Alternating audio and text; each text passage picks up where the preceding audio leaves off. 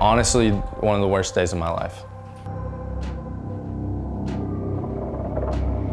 How he was able to get out of his handcuffs. This guy is very, very dangerous. And then he had a weapon.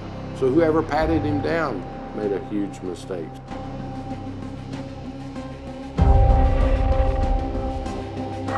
We saw the inmate. Oh my God. If Mr. Collins would have known he was still in this area, he most likely, I'm sure he would not have brought his grandsons up here. I am thankful that tonight Gonzalo Lopez is unable to harm anyone else. Our family was cut down by 5. We went down to 10 from 15. A convicted killer makes a daring escape from a Texas prison bus, setting off an intense manhunt. Before he's captured, he kills again, murdering 5 family members, including 3 children. This is the shocking story about the escape of Gonzalo Lopez, the questions that remain.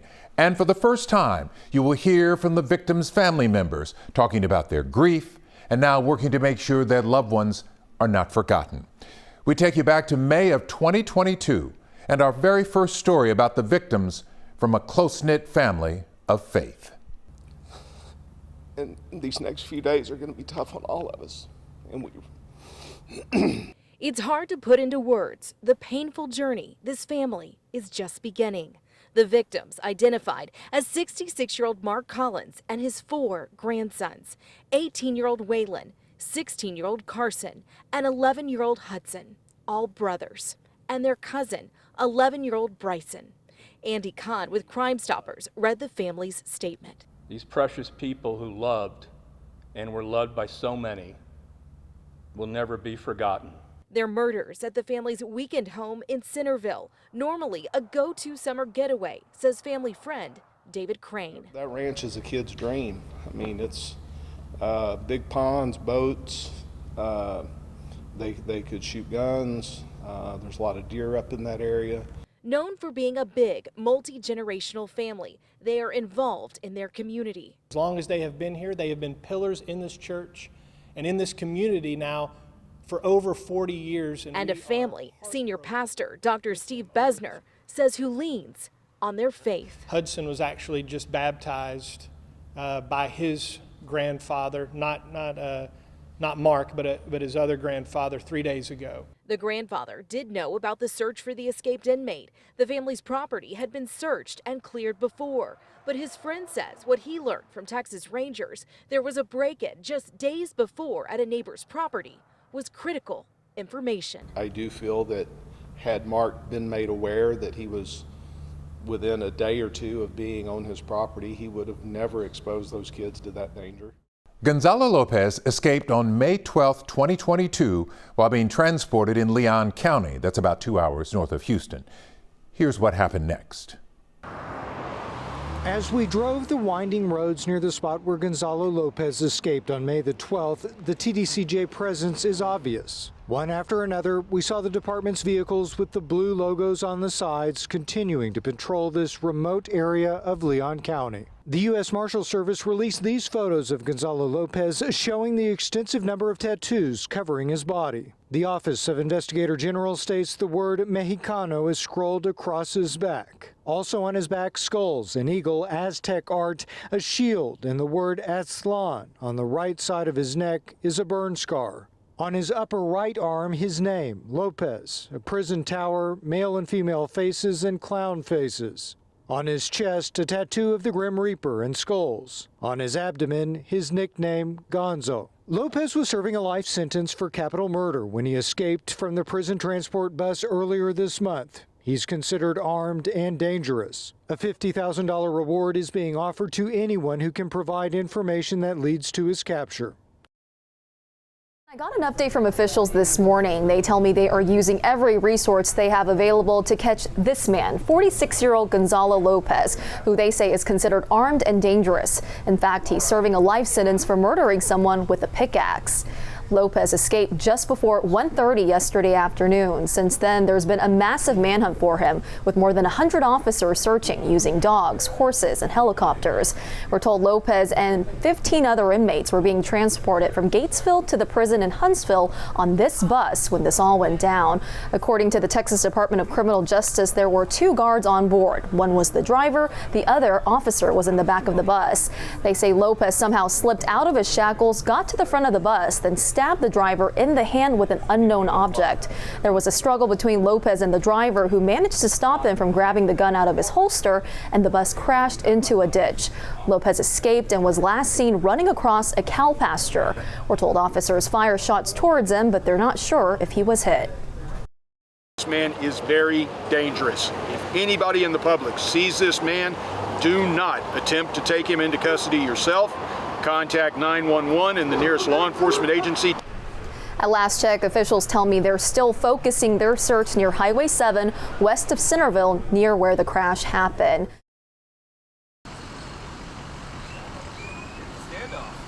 Tactical officers were among those rolling into a closed perimeter this afternoon, more than 24 hours since the search for convicted murderer Gonzalo Lopez began. He is a very dangerous person.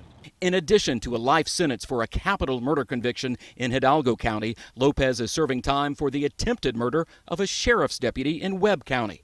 He killed a man in 2005 with a pickaxe after kidnapping the man and asking for a ransom for his return. We're told Lopez was somehow able to get loose and stab the driver of this transport bus in the hand and chest while on the way from Gatesville to Huntsville. He drove off in the bus but did not get far thanks to another guard who shot out the back tires before shooting at Lopez as he ran away. Is there any indication at all that he may have had help somewhere? It's an ongoing investigation. Can't answer that right now. This is the area on which law enforcement is primarily focused, generally from Centerville to Marquay to Buffalo and back down along I-45, parts of which are being blocked by DPS to keep people from entering the search area while encouraging everyone to be very cautious. Well, it's kind of scary. I assume they know which direction he went in. Looks like it's going to be a pretty good manhunt trying to find him. What's your advice to people who live in this area? Lock your doors. Stay in the house. As night 2 has fallen on the town of Centerville, the Texas Department of Criminal Justice still says it hasn't gotten a single reported sighting of Lopez. The inmate, who was able to slip out of his shackles, cut through a metal partition, and stab a prison bus driver, has had hundreds of officers on his tail for 2 days. We've got the canines out here. We've got the mounted patrol out here. We got helicopters out here. In 2004, Lopez claimed he and another man were on their way to kill someone in Laredo when a Webb County Sheriff's deputy tried to pull them over. Lopez claimed the driver fired at the deputy while he steered the vehicle during the chase. When the car ran out of gas, Lopez made a run for it, disappearing into the brush. Deputies say he was able to evade authorities on foot, calling his cartel associates to pick him up the next day. For a time, Lopez was able to stay on the run, living in various cities in South Texas and Mexico, but he was eventually captured. 2 years later, he was convicted of kidnapping a man and killing him with a pickaxe when his ransom couldn't be paid. After he was arrested, Lopez led authorities to where he buried the man's body. This guy is very, very dangerous. For the first time, we're getting a better idea of what's happening inside that 5-square-mile search area in western Leon County. Just follow that fence line. This video given to us by the Texas Department of Criminal Justice shows the hundreds of officers who have been marching through the brush acre by acre and the pop-up city that's sprung up on the cow pastures in and around Centerville. But so far, every possible hiding spot has come up empty. Right now, every indication we have is that he's still out here. TDCJ spokesman Robert Hirsch shared newly released images of escaped inmate Gonzalo Lopez. They were taken by surveillance cameras shortly before he boarded the prison transport bus last Thursday. I've had a lot of people comment, that he's got a smirk on his face, so who knows what he was thinking. It is still unknown if Lopez brought anything onto the bus that may have assisted his escape. The proper protocol is for an inmate to be searched before they get onto a transport bus. That'll be part of our investigation. investigation to find out if protocol was followed in what was supposed to be done. How the convicted killer for the cartel managed to shed his shackles, cut through a metal barrier, stab a prison bus driver, and ultimately get away is still a mystery, Hurst says. That's part of our ongoing investigation, is to find out exactly how he did it and why it was not noticeable. We're going to be turning over every possibility to find out what it was that he did and how he did it. And is there any indication that somebody from the inside was involved in this? I have not been notified of anything like that, but again, that'll be part of our ongoing investigation. We saw the inmate. Oh my God. That small white speck trailing off into a field of green is believed to be him. 46-year-old prison inmate Gonzalo Lopez running away in his white TDCJ jumpsuit minutes after the prison bus crashed. He's in the woods. In the video, the driver shouts to an officer from a nearby police department responding to the crash, telling him what they'd just seen. He ran towards the house. You think? Yeah, somewhere near that house. So whoever's in that house might want to be careful. But almost 6 days later, the convicted killer for the cartel still hasn't been caught. If we didn't think he was out here, we wouldn't be out here looking for him. Texas Department of Criminal Justice spokesman Robert Hurst says the perimeter of the search has been narrowed a small amount. It's now about 5 square miles. Hundreds of law enforcement officers are continuing the round-the-clock search effort. As Hurst says, they will stay here for as long as it takes to find him. There's nothing that's telling our investigators, the people that are searching this area, that he's not back there. So as long as they have got credible evidence, information, continuing to look for him, they're going to stay on the tracks and keep looking for him here in Leon County. As the sun sets on another day of the search, it's a shift change. The night crews will replace the officers working during the day. There's still no sign of the suspect. He's crafty. He's done this before down in South Texas, down in Webb County. He hid out for almost 9 days. Although the Texas Department of Criminal Justice has widened its search slightly, there's still no sign of stopping. If the weather gets really bad, there could be the possibility of suspending the search for a short time, but we're not calling this search off. We will continue looking for him. Today, TDCJ dispelled rumors that the prison bus may have been followed. There is no indication that there was anything of a suspicious nature that occurred from the time that that bus left Gatesville up until the time of the accident.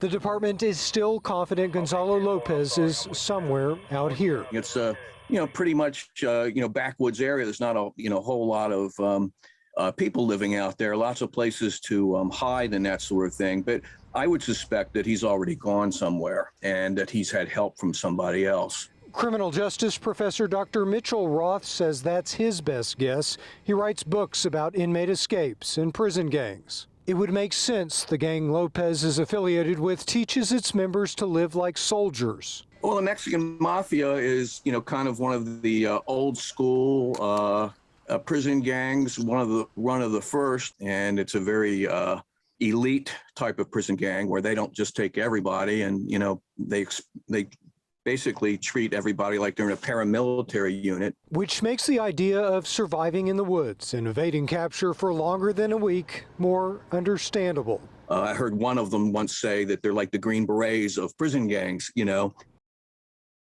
exhaustive search, we've come to the conclusion that he's most likely not here. Robert Hurst says there's no telling where the inmate could be. It's anybody's guess right now, but again, we've got some good intelligence. They'll be looking into that. This afternoon, the TDCJ director and others made the decision to narrow the focus of its search in Leon County. Hundreds of corrections officers were allowed to return to their regular assignments. As we drove along the serpentine paths of the reopened county roads, we could see that it wouldn't be hard for someone to get lost here among the trees, vines, and thick brush that covers thousands of acres here. Gonzalo Lopez broke free from his prison shackles on the inmate transport bus more than a week ago. He managed to cut through a metal partition and stab the correctional officer driving the bus, and was even able to drive it himself for a minute. The back tires were blown out by the other officer with a shotgun, causing the bus to drop and veer off the road. This divot scraped into the asphalt was made by the tailpipe of the bus. After that, Lopez ran off into the woods. We asked TDCJ if we could see pictures of the interior of a similar Texas prison transport bus, but were told we could not. Tonight, the remaining law enforcement officers that are still here are arranged in a similar pattern to what we saw last night. Armed and alert, a few dozen still keep watch, waiting to see if he'll come out of the woods. For days, law enforcement searched rural roads and wooded areas. The longer they searched, the more they were questioned. How could this happen? Gonzalo Lopez was a violent cartel hitman with a long criminal history, yet somehow was able to escape. As we mourn with the families. It was an unimaginable loss. 5 family members, investigators say, killed in Centerville at the hands of escaped inmate Gonzalo Lopez. This is a terrible, terrible wake up that security of inmate transportation is taken too lightly. That was State Senator John Whitmire in June. Lopez was killed in a shootout with police. While the investigation into how the convicted killer was able to escape from a prison transport bus continues, KHOU 11 Investigates obtained records showing Lopez's discipline history. In 2019, TDCJ documented an assault on another inmate with a sharpened piece of metal. In 2018, Lopez was disciplined for having a cell phone and a charger.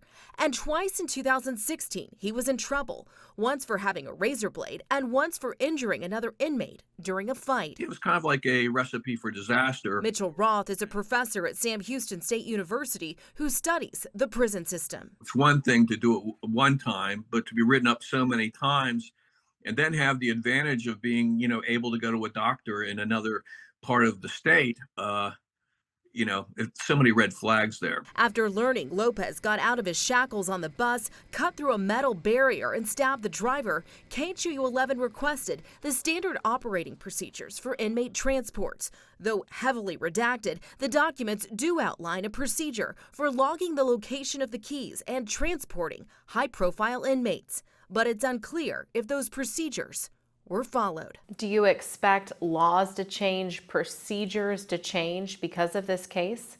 Oh yeah, if anything, it was a clarion call for change, for making sure that the prisoners are checked better, that the maximum security prisoners aren't transported from one place to another, that there should be doctors on the site of the institution that they are in, all these little things.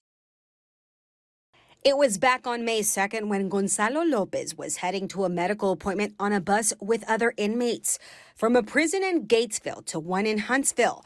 But Lopez managed to set himself free and attack the driver outside of Centerville. Lopez later crashed the bus full of inmates. An investigation reveals how he managed to make a run for it. There were a lot of failures. Person after person who was supposed to do these things, supposed to make these strip searches, did not do them or didn't do them well. According to the nonprofit Marshall Project and the Houston Chronicle, they say the prison where Lopez was held had a 45% guard staffing vacancy.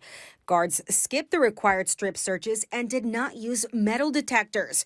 Prison policy required 3 officers on the bus, but there were only 2 since it was made optional in 2015 due to staffing shortages. A snowball effect, many say, could have been prevented. But because of the shortage in correction officers, protocols were broken, rules and regulations were broken, and to not pat someone down is just reprehensible. The Texas Department of Criminal Justice representative said strip searches were performed on Lopez prior to his escape. However, they were not done in accordance with policy. We don't have enough staff. If the staff aren't paid well and they don't care, or they don't receive the right type of training. Another issue found in the article, on May 31st, investigators found a camp housed was burglarized and did not notify the locals that Lopez could still be in the area.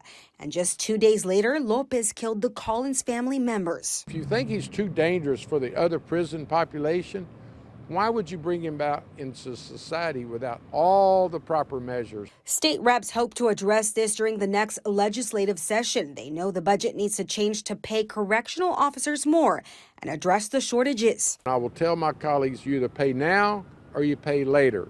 If you pay later, it may be with people's lives. The Gonzalo Lopez escape report blames staffing issues in personnel and in training for his escape. On May 2nd, Lopez was scheduled for a trip to the doctor's office. The final report details correctional officers failing to perform strip searches and properly restrain Lopez, who was serving back-to-back life sentences for shooting a Webb County, Texas sheriff's deputy in 2004 and killing a man with a pickaxe in Hidalgo County after holding him ransom on a drug debt.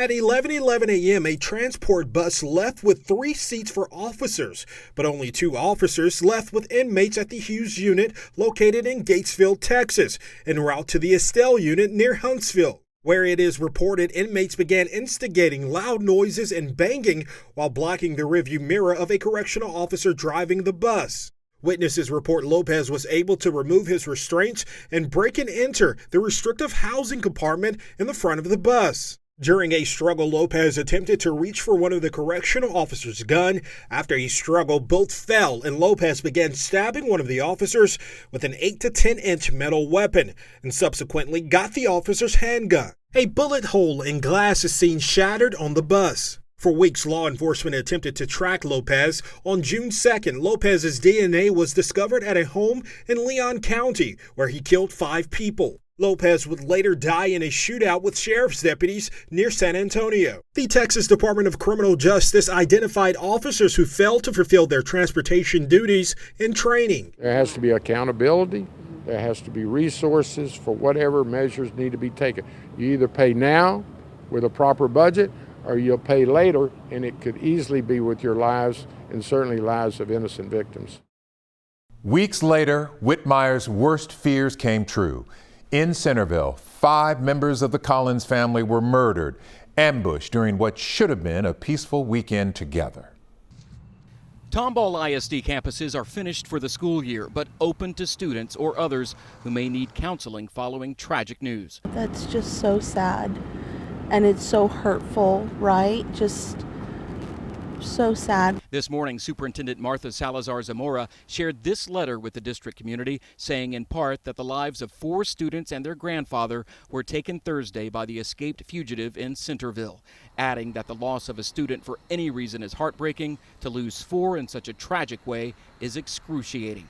Apparently, they were at a family-owned property in Leon County used for hunting or other activities. I've learned 3 of the 4 children were brothers. The oldest, an accomplished athlete who just graduated Tomball High School and worked as a Little League umpire. They are cousins of my best friend. Parents Tiffany Wimpy and Rachel Bray find it hard to fathom. When something like this happens, your heart breaks. As a mother, you just can't imagine such loss. Just knowing that the torture they're going through, I can't even imagine, being parents. It's just, I don't know that I could go on. It's clear those affected by this loss have an entire community to lean on. I think about those children. It just kills me. The small town of Centerville, at the center of a manhunt, rocked by how it ended. This has been crazy, especially with having 2 kids of my own. It's been scary. We moved out to the country for safety, not to have a murderer that killed 5 people. TDCJ says convicted killer Gonzalo Lopez didn't make it far at all after escaping a prison bus last month. For 3 weeks, they say he was likely hiding in the woods, foraging nearby homes for food and water.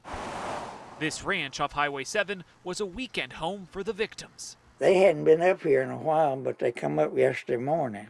After a call from a concerned relative, deputies discovered 5 bodies inside the home Thursday afternoon. It's unclear how the 5 were killed, but after, investigators say Lopez stole a white pickup truck off the property. Hours later, he'd made it to a town south of San Antonio, where he was ultimately killed in a shootout with police. I am thankful that tonight Gonzalo Lopez is unable to harm anyone else. But in Centerville, with 5 innocent dead, the damage already done. It's terrible.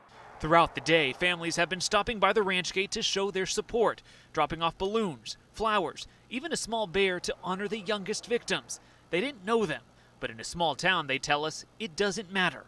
Everyone is family. He killed 5 people in a very small community. It's going to be felt through the whole community. One of the big questions was how exactly did Gonzalo Lopez escape the metal cage he and the other prisoners were locked in inside the prison transport bus? Take a look. We now have a better idea after the Texas Department of Criminal Justice released these photos showing a similar bus. They say Lopez cut through the metal wire below the driver's seat, then crawled on his stomach through the opening and attacked the driver. TDCJ says the other inmates on board then created a distraction, quote, singing, yelling, sitting up and down, and clapping their hands.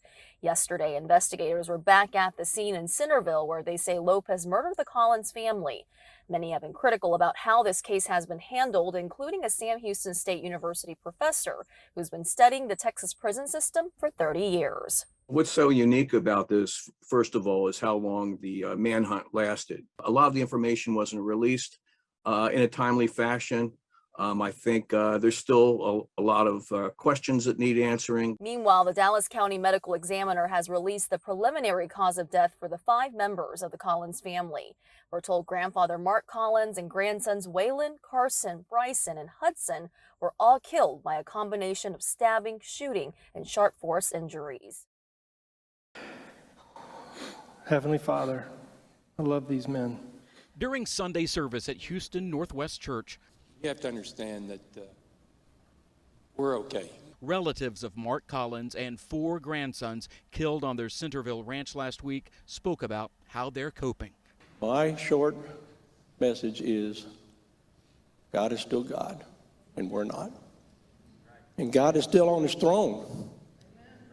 And there is a purpose in this, no doubt. Investigators say the 5 family members were found late Thursday inside this house. The Leon County coroner telling me that preliminarily it appears that most, if not all, suffered stab wounds, possibly in addition to other wounds, but that a full autopsy report could be weeks away. 46-year-old escaped convict Gonzalo Lopez is the prime suspect in the killings, having been on the run for some 3 weeks after crashing a TDCJ transport bus he managed to hijack. We're told he stole a pickup from the Collins Ranch and was later killed in a shootout south of San Antonio. And it's sad that they didn't know that he was still in this area. Nearby neighbors Tony and Mario Apodaca are among those leaving flowers and other items on this entry gate and say, like a lot of people, they thought Lopez was long gone, given apparent ties to the Mexican mafia. If Mr. Collins would have known he was still in this area, he most likely, I'm sure he would not have brought his grandsons up here. It's just a terrible tragedy. It's so sad. Something that shouldn't have happened. Our prayers with the family. A family who credits support far and wide for helping get them through. Open up my eyes at Farney Elementary in Cy-Fair ISD. As we mourn with the families, Father. A community in mourning. 5 lives lost. Relatives of Mark Collins and his 4 grandsons spoke Sunday at Houston Northwest Church. God is still God, and we're not. And God is still on his throne. And there is a purpose in this, no doubt. And there continue to be questions. If Mr. Collins would have known he was still in this area, he most likely, I'm sure he would not have brought his grandsons up here. KHOU 11 asked TDCJ if the information on the break-in that happened before the murders was shared. They told us homes had been cleared and structures identified numerous times throughout the manhunt, but ultimately referred us to DPS. DPS told KHOU 11 no further information can be released because it's an active investigation. This is a terrible, terrible wake-up that security of inmate transportation is taken too lightly. State Senator John Whitmire, who chairs the Criminal Justice Committee, called for TDCJ to stop the transport of violent offenders until an investigation is complete. How he was able to get out of his handcuffs is obviously under very close review, and then he had a weapon. So whoever patted him down made a huge mistake. As a family prepares to lay their loved ones to rest, investigators with TDCJ and DPS back on the crime scene in Centerville. What's so unique about this, first of all, is how long the manhunt lasted. Dr. Mitchell Roth is a professor at Sam Houston State University. He's been studying the Texas prison system for 30 years. A lot of the information wasn't released in a timely fashion. I think there's still a lot of questions that need answering. Pictures released by TDCJ show a similar prison bus and the metal wire below the driver's seat, where a spokesman says the escaped convict was able to break through, crawl in his stomach, and attack the driver. TDCJ tells KHOU 11 when the escape happened, the other inmates were creating a distraction on the bus by singing, yelling, sitting up and down, and clapping their hands. Earlier this week, State Senator John Whitmire called for TDCJ to stop inmate transports until the investigation is complete, and the agency agreed. How he was able to get out of his handcuffs is obviously under very close review, and then he had a weapon. So whoever patted him down made a huge mistake. The Dallas County medical examiner lists preliminary causes of death for the grandfather, Mark Collins, and his 4 grandsons, 18-year-old Waylon, 16-year-old Carson, 11-year-old Bryson, and 11-year-old Hudson, as a combination of gunshot, stab, and sharp force injuries. Professor Ross says Texas has had high-profile escapes before. You know, for instance, in 1998, when they had the escape from death row by Martin Guruli, they ended up moving death row. You know, they didn't do that beforehand. Unfortunate, he says, that it takes a tragedy to prompt change. They were a close-knit family, beloved in Tomball. Their loss was felt far beyond Centerville. As many in Tomball continue to process an unimaginable loss, and these next few days are going to be tough on all of us. This city is embracing a family in their greatest time of need. From a little restaurant called The Nook, which donated proceeds to the Collins family, to this GoFundMe page, which quickly raised in excess of $200,000 to help with, among other things, funeral expenses. It's tragic, it's heartbreaking, and my heart goes out to the family and the friends that are having to go through all of this. Vicki B's boutique on Main helped spread the word about the fundraiser. Employee Madeline McFarland knew 18-year-old Waylon Collins well, who died alongside his 2 brothers, a cousin, and their granddad. It was really unbelievable. When I read it, I just couldn't believe what I was hearing and seeing, and my heart just dropped. She's still a student at Tomball High, from where Waylon just graduated. He was also an umpire for Tomball Little League, which held a moment of silence in his honor, featuring a framed umpire shirt and the type of baseball cap Waylon often wore. He was the type of guy that was friends with everybody. Everybody knew him. He was such a sweet soul. No one can truly comprehend what Waylon's parents are going through, having lost all of their children, his dad losing his father and a nephew too. But the community that retains a small town feel despite rapid growth, You know, just keep praying for the family. will remain intensely supportive. I've been doing this 30 some odd years, and this hit me like a ton of bricks, because just when I think I've seen it all and watched it all, something like this comes along. Andy Kahn didn't know the Collins, but he knew This family was so loved and endured by a community, and during the week that this has happened, to me personally, I've run into so many people that I know that knew this family. hundreds walked through Houston Northwest Church Friday to pay their respects. Inside, a sign with sunflowers and signatures honoring each Collins family member. On one of the arrangements, a baseball, and the long line of people grieving, jerseys with the number 8 and the name Collins on the back. Waylon Collins just graduated from Tomball High School and was an umpire for Tomball Little League. This week, they held a moment of silence and framed his jersey to honor him. That show of support stretching to the family ranch in Centerville, where the 5 family members were ultimately killed. Balloons at the entrance, also a reminder of the tragedy that took place. You try to live each day and hope that each day gets better, but this is something that you essentially get a life sentence yourself. Leaning into their faith like never before. One inmate's escape was a failure that forever changed a family and a community. But the story is far from over. We have more right here on KHOU 11+. We sit down with family members of the victims talking for the very first time about what they miss and what keeps them going. We'll have that conversation right here on KHOU 11+. I'm Len Cannon. Thank you for watching Escaped: The Centerville Killings.